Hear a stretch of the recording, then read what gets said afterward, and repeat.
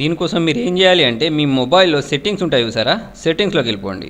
Okay, so ఇప్పుడు చూడండి నా దగ్గర ఇక్కడ సెట్టింగ్ అనే ఐకాన్ ఉంది చూసారా, దీన్ని నేను ట్యాప్ చేస్తున్నాను. లేకపోతే పైన మీరు ఇలా కిందికి జరిపేసి ఇక్కడ నుంచి కూడా వెళ్ళొచ్చు.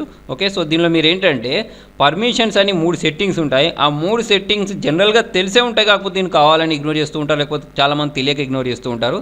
చూడండి ఇక్కడ సెర్చ్ బాక్స్లోకి వెళ్ళేసి ఇక్కడ మీరు పర్మిషన్ అని టైప్ చేయండి.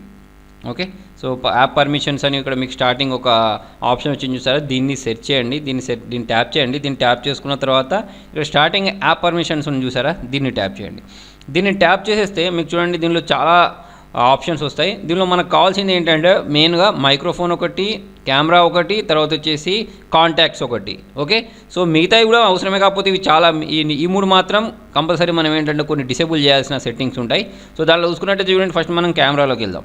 ఓకే, సో ఈ కెమెరాలోకి వెళ్ళిన తర్వాత దీంట్లో నేను మొబైల్లో ఇన్స్టాల్ చేసిన యాప్స్లలో ఏ యాప్స్ మన కెమెరాకి సంబంధించిన పర్మిషన్స్ తీసుకున్నాయో చూడండి. ఓకే, సో దీనిలో నేను కిందికి జరుపుకున్నట్టయితే ఇక్కడ షేర్ ఇట్ అని ఉంది చూసారా, ఈ షేర్ ఇట్ అనేది ఏం చేసిందంటే నా కెమెరాకి సంబంధించిన పర్మిషన్ తీసుకుంది. జనరల్గా మనం షేర్ ఇట్ దేనికోసం యూజ్ చేస్తూ ఉంటాం అంటే ఫైల్ ట్రాన్స్ఫర్ కోసం యూజ్ చేస్తూ ఉంటాం. దాంట్లో మనం కెమెరాకి సంబంధించిన ఎటువంటి పనులు చేయం. అయినా కూడా ఇది ఏంటంటే మన కెమెరాకి సంబంధించిన పర్మిషన్ తీసుకుంది, అంటే ఇది మన కెమెరాకి సంబంధించిన ఆపరేటింగ్ తీసుకుంది అన్నట్టు.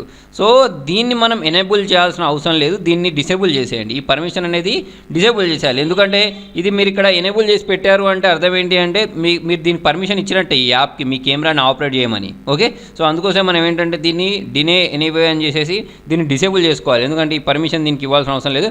అలాగే చూడండి మీకు ఇక్కడ ఫర్ ఎగ్జాంపుల్ ఎస్బీఐ ఎనీవేర్ ఉందనుకోండి, ఇది డిసేబులే ఉంది, ఎందుకంటే దీనికి అవసరం లేదు కెమెరా కాబట్టి ఇది డిసేబుల్ చేసి పెట్టుకుంది. ఇలా చూసుకున్నట్టయితే ఇందులో ఈ షేర్ ఇట్ ఒకటే ఉంది.